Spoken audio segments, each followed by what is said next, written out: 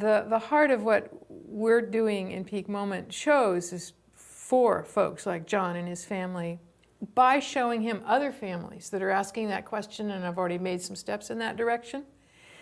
I'd say certainly one of them is to move away from the money system as much as possible, like get out of debt, because that puts them in slavery.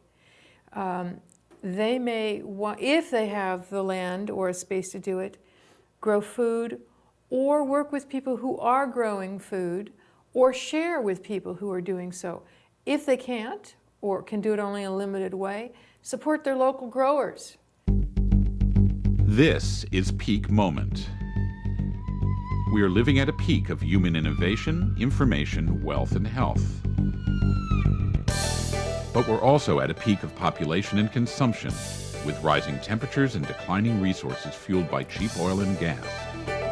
Peak Moment Television, bringing you examples of positive responses to energy decline and climate change through local community action. Welcome to Issues and Answers. I'm Jim Fritz, your host. Today, I'm very pleased to have Janaia Donaldson that has her own website called Peak Moment TV. Janaia, welcome. Thank you, Jim. What exactly does your website cover? Actually, it's not a website. It is a video production. It's a half-hour show that we produce every 2 weeks called Peak Moment Conversations. And they show here on PTTV and a number of other community access stations around the country. But you're right, it's also on the website. So people can always come to peakmoment.tv and click on Conversations and watch our half-hour shows.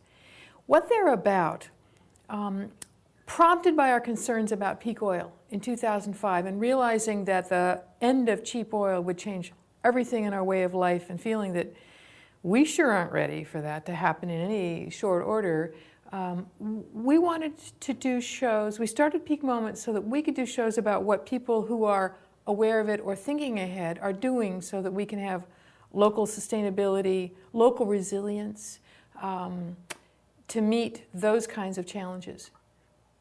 Do you have a library so that people can look at back issues? Or every one of our Peak Moment shows is there on the internet. We also produce them on DVD, so people can get 4 shows for $20. So yeah, we have that whole library. We're now at about 180 shows. So, and most of them are not time sensitive. They're about people who are doing, well, in fact, when we came here in 2006, we did a tour of Pacific Northwest and taped shows. When we came to Port Townsend, we taped your local Sally Lovell with her electric bike. We taped Scott Walker, who's one of your city council persons, or was then, on the bike paths that he's trying to create through the city. We had a very popular show with Judy Alexander about how much food can I grow in my backyard, as she raised her question, knowing that we were meeting the limits to growth. How much could she do for herself and her neighbors? And I think that's an important key that we're trying to find in the shows we're doing now, is not just thinking about personal survival. Of course we all think about that. Of course we all think about me and my family, but we're not going to be able to hold ourselves up and put a fort around ourselves, nor would we want to. I think we want to be able to, how do my neighbor and I together have enough chickens and broccoli and bicycles to be able to help each other when the chips are down? Well, you know, I really loved the trilogy, the Tolkien trilogy. Yeah. And many times I've looked across Port Townsend and thought, gee, now, suppose Port Townsend was inhabited by hobbits, and they had vegetable gardens and fruit trees and flowers instead of streets and things of this sort. They could be virtually self-sufficient. The truth is, we can grow an awful lot of food, but we waste space. Well, you know, it strikes me that Port Townsend is a place that really could be self-sufficient, and because of your location on the peninsula, you're in some regards more vulnerable than many, but also have a better opportunity than many. I think that what we've learned from folks who do permaculture is that you can stack the functions of what's happening in a very small space to get extremely productive, so that you've got, you know, lower beds doing small plants, and you've got vines and things growing up those vines, and you've got trees, you know, appropriately set to the sun. So some of that space is well left as open space, but I think that you've got a lot of opportunity for using it very well, catching your rainwater. I think that's going to be a key thing for you in this community, because you get so little in a year. Doing your rainwater catchment and then being able to do your irrigation in summer from that, I think, is a critical factor for you all here. No, I couldn't agree more. I'm also a member of the Grange, and the Grange also has programs for helping people. Is your Grange active in this community? Haven't heard about it. Okay, well, see, there are two Granges.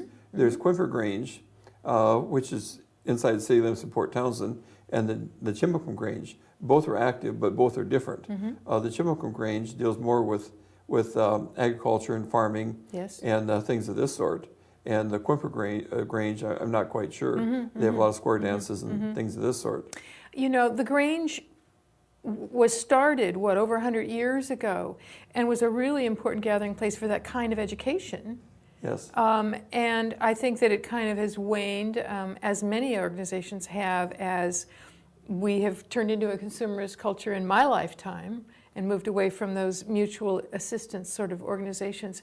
I see it starting to get revitalized, certainly happening in California, and it's the times we need that. We need both the wisdom of those agricultural growers and a way to share that with each other, bring up the next generation of farmers. So I'm hopeful that the Grange may, come to life here as it is elsewhere. A little human interest story. Monsanto copyrighted the name of the Grange. The fact that we'd used it for 400 years, they copyrighted it and said, well, you can't use the name Grange anymore. So we went to court, and of course we won. But that's how sneaky and disgusting. Well, you got to, we see that agribusiness, big business of any kind, basically, it seems to me that's who's running the show in the media, certainly have taken over the media, which is why it's important to have local media like you're doing and we're doing, to get the true story out instead of the propaganda. We don't want to think of that America is full of propaganda, but of course we are.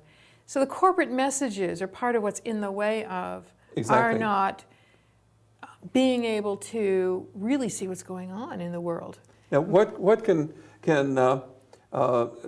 John Snodgrass and his wife and his 3 children that are teenagers do to be self-sufficient and less dependent on the economy and withstand the oil shock that's coming? Great question. The heart of what we're doing in Peak Moment shows is for folks like John and his family, by showing him other families that are asking that question, and I've already made some steps in that direction. I'd say certainly one of them is to move away from the money system as much as possible, like get out of debt, because that puts them in slavery. They may want, if they have the land or a space to do it, grow food or work with people who are growing food or share with people who are doing so. If they can't, or can do it only in a limited way, support their local growers.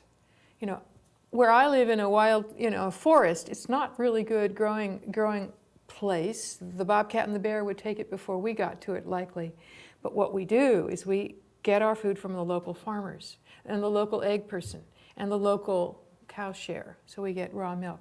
So support the local growers. Encourage their kids to grow. I think kids, and eat local food. I think kids are an important key to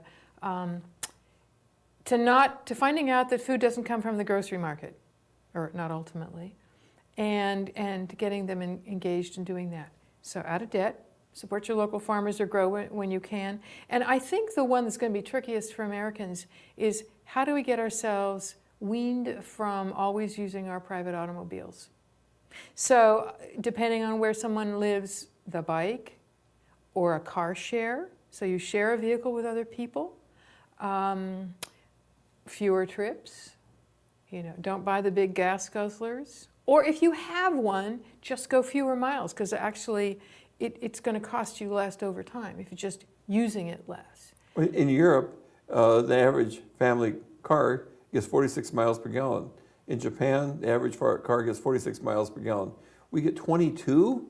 I mean, it's pathetic. But John Snodgrass is probably only going to be able to change that certainly political pressure to get Exactly. us to be matching what's happening here is very appropriate. But he's not going to probably, he and Jane are not probably going to be able to change that themselves Exactly. personally.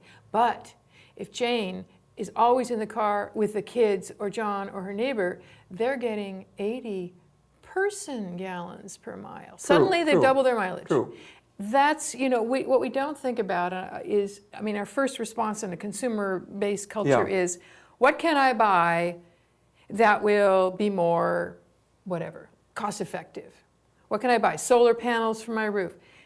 And the low-hanging fruit, what I'd say to John and Jane is, you're on a budget, everybody's on a budget except for the big boys at the top. What you do is change your behavior first, because that's the cheapest thing going.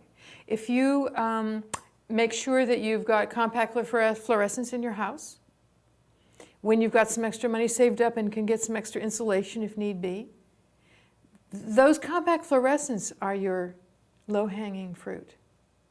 Turning off all the phantom power things, the stereo and the computer and the television that are just running power even without you having it turned on. Those are the ways. So thinking about changing our habits first is kind of the hidden but powerful thing we can do, and it gets us aware of how much we're using.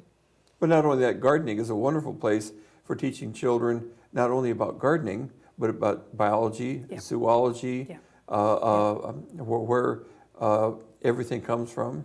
Yeah. Robin and I, my partner Robin Malgren and I are the Peak Moment Show. I'm hosting, she's the videographer, and this summer we are taping 2 months in the Pacific Northwest. We just came from Bellingham, where we taped a show with a woman who has a farm camp for kids, a week long in the summer, and they get to play. They get to do some of the chores for the goats and the ducks and the turkeys and the chickens.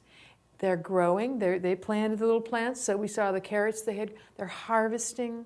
So and they're making jam. So they learn what to do for preserving that food. And what the parents told us is that it has entirely shifted the kids' attitudes about food. They are more engaged. They want to go to the farmer's market and want to eat foods that kids generally don't want to eat. How many kids are going to walk up and say, I'll eat a turnip, Yes, yes. So what it does, you think of kids gardening, getting out there with their hands, that's what they love. That's the best learning. Exactly. Is doing something. Exactly. And I'll tell you, when I graduated from high school many years ago, out of 350 students in 1 through 12, I can only think of 2 or 3 people that were morbidly obese, or they weren't even quite morbidly obese. They were substantially overweight. And now I see a line of teenagers, and some of them have rears that wide. And there's something is seriously wrong. Well, the obesity epidemic that we're seeing in America, I think, is unfortunately, a natural outgrowth of the agribusiness decisions that have been made. If you watch the film, I think it was King Corn, you come to realize that the decisions in the 70s by Earl Butz that Americans wanted cheap food, not high quality, cheap food, and they began growing a lot of corn so that they had to deal with the excess corn that went off to being the feed for the cows and the pork in the Midwest, which is way out of balance. And then what do you do with the extra corn-produced corn syrup? And I think that a lot of the obesity that we see is from all that processed food, including that corn syrup. And corn syrup is metabolized differently than other forms of sugar. Right, which is part of the diabetes epidemic. Exactly. And if you go back to the original studies on NutraSweet, the studies, 2.3% of the rats fed NutraSweet came down with brain tumors. We didn't have brain tumors when I was a teenager. We don't have brain tumors in Japan that never allowed that. Never allowed NutraSweet. Yeah. And it's devastating. It's phenylalanine, an amino acid, aspartame, which is an amino acid, and wood alcohol. Well, everything, the system it's hard for us to face that the corporate system that is behind agribusiness, that is behind the healthcare, much of the healthcare system. If you think that all we are doing is measuring our economy or by GDP measures, the gross domestic product, the more people that are sick that need cancer treatment helps the gross domestic Certainly. product. So David Korten, who we just taped with his book, Agenda for a New Economy, moving from phantom wealth, Wall Street, to real wealth, points out that if we had measures instead, indicators of how healthy are people, how healthy are our communities, how healthy is our environment, we would be making very different choices Certainly. about how we would be spending our money and our time and our energy. And that's what I'm seeing people doing at the grassroots level. I mean, that's what we're celebrating with at Peak Moment. People are doing, their electric bikes, or for example, food preservation. People that are in the community, not just for their family, creating tools so they can preserve food, so they've got it on hand, so that if we have a sudden oil shock, and the Gulf oil explosion this summer was an incredible, should have been a big wake up for a lot of us to say, we could be incredibly vulnerable. If the ships stopped coming in, couldn't come to the refineries, are we set, as my neighborhood set, as my family set, to be able to have enough food on hand for a month, half a year? We have less than a week's supply of food on the shelves. In the shelves. That's right. In the warehouses in Seattle. People anywhere. Los Angeles, I think, your really. biggest city, yes. And I think that even people who have limited incomes, very small storage space, can find a space underneath the bed or underneath the coffee table to just store enough for the security of that. So they can just that. And we did a show on emergency preparedness, the 72-hour kit, looking at what do you do for extra water. Actually, we did another with Sean Broderick. He's a financial analyst.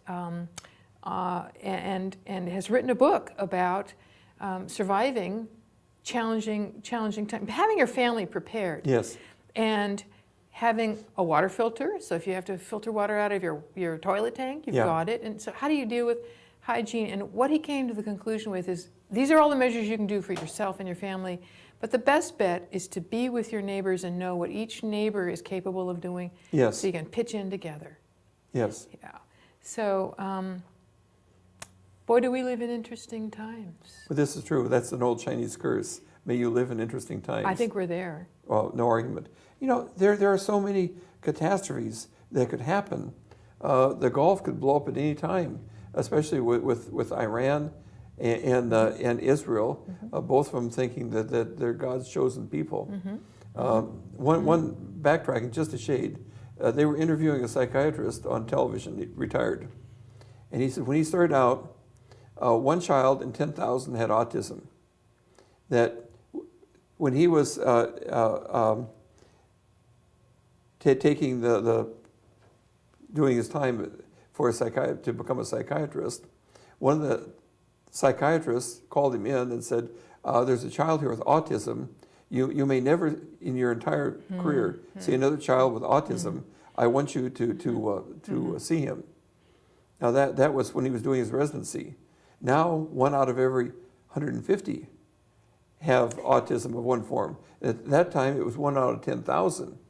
Jim, part of what we see across the board, and that's a wonderful example, as is the diabetes, is we are seeing that we, in a corporate-run system where the profits go to the private corporations, the costs are being paid by ordinary people and citizens and taxpayers, and we are all guinea pigs. Certainly. Think of it. I mean, those children, for whatever it may be a combination of the hormones that are now being flushed down the septic tanks and the sewage systems because of all the pharmaceuticals that none of us are taking but is coming back in our drinking water. It's the toxicity coming through the air. It's like we are... mother's milk is full of DDT and pesticides. Certainly. So we are all being poisoned. Certainly. The planet is being poisoned. Certainly. And we can find thousands, probably. The increase in cancer, the increase in heart disease, and so on. All of that, bigger factors that have to get turned around. And the right question here is, what can I do? Where can I take responsibility for some part of this? And obviously, if it's important, doing the political action is fine. But we have to remember that, as with the Supreme Court decision, the politicians are being dependent on corporate money. Certainly. So we're not going to get the action until we, the people, stand up and say, no more. I couldn't agree more. Now, a few other things. Junk food is expensive food. It costs less. It costs less to eat good food than it does junk food. And junk food lacks the enzymes, the micronutrients, and things of this sort. But your point is very well taken. It's cheaper in people's pocketbook to buy it at the outset. The expense comes later with the health care and long-term illness and so on. The problem I can see is that people don't necessarily think of that. In one of the films, documentaries we saw, a family was set with a question of, do we spend $4 for 4 hamburgers for us at a junk food, or go and get broccoli, and one head of broccoli for the 4 of us will cost us more than that junk food, and we have to cook it and so on, and don't know how to. It's like, it's a tough trade-off. Yes, yes. Obviously, you have to be proactive and concerned about your well-being and your family's well-being to start changing those habits. But if everything in your culture says, everything in mainstream culture says, go for the junk, the cheap, the easy, go for the Walmart, which gives jobs to China but not to the U.S., it's going to be a big turnaround. That's a big change in people's thinking. And maybe only when we're hurting. It seems to be what human being, the nature of us is like, when it hurts, we wake up. Oh, we live in a disposable economy.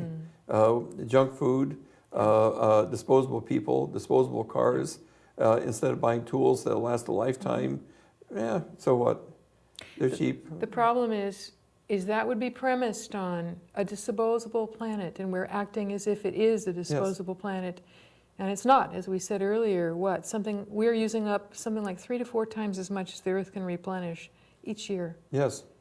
And nobody's discussing the obvious, we need to stabilize the Earth's population. Of course. And you look at some country like Pakistan, and I won't dwell on it, here you have 160 million people, average age is 18, only 20% of the land is farmland, and in 20 years, they're going to have 300 million people. It's only 1.5 times the size of California. The whole planet is on a doomsday scenario. That question of human overshoot, that we have overshot the resources of the planet, is the big elephant in the living room that people don't want to touch because it's a political. You run into religious challenges, objections to that. It's wired into our genetics. Yes. Keep the next generation, because that's the prime directive.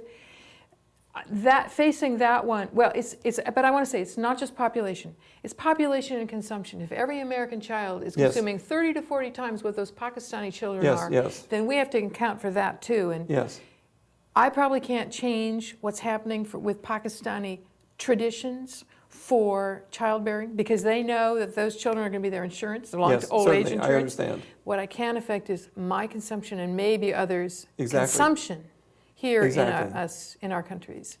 Yes, we don't need a car to trade cars every 3 years.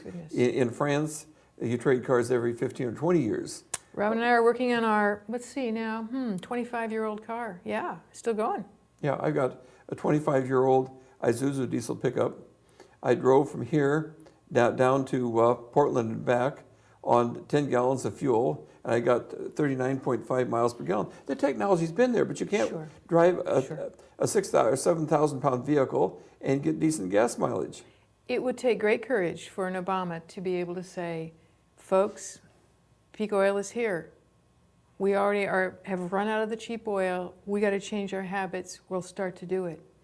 But that's a big change, and he's not doing it. He's not going to do it because corporations love shortages. Shortages mean record profits. That's right. Record profits are what every corporation wants. That's right. Corporations do not act in the best interest of American people. They're not even U.S.-owned corporations. Foreign interests own $11 trillion in the United States. Bear in mind that corporations are simply a fictitious entity that we humans have created. Yes. That means that we could turn around and change what that's about, and I think that that's an important angle on what we need to transform in the direction we need to go, is the corporations. So let's summarize it. Grow all the old food you can. What else would you tell a What couple? I'm saying is, be out of debt, live more simply, share with neighbors, find a way to share with others, grow your food when you can, support your local farmers, support your local businesses.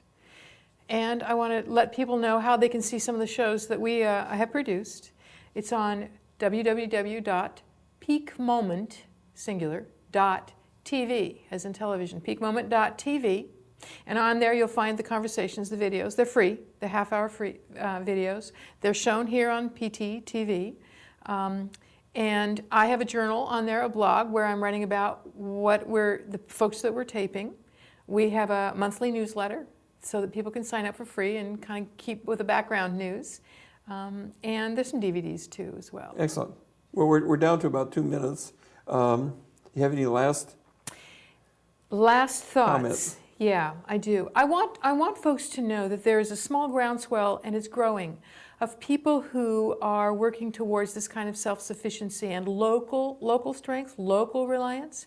One of the efforts that's growing in the United States is called the Transition Movement, which is a support. You can go to Transition US to support people to get together with their neighbors and not only talk and meet, but take on projects. Excellent. The folks you've got here in Port Townsend are doing that, working at the neighborhood level. So I want folks to know they're not alone, and that there are others that are worried like they are, and there are people that are taking action for that kind of shared self-reliance. I think it's exciting. I think it's going to take creativity. I do too. Well, one quick question. A lot of people are just now hearing the word permaculture. Would you explain what permaculture is? Permaculture is a system of using the resources, the inputs and the outputs in one's environment as fully as possible, harvesting wind and rain, building soil, and building fertility to be able to grow as much food as you can in a very small amount of space. But it also involves how we live in it was designed for these times. It was designed for when we have resource restraints. It's exciting. People are doing that all over. You've got it happening right here. So permaculture, land, resources, and how we use them. Okay, I think our time is up. I certainly thank you. Thank you for having me here. I hope everybody will turn to your website. Thank you. And what was your website? peakmoment.tv. peakmoment.tv.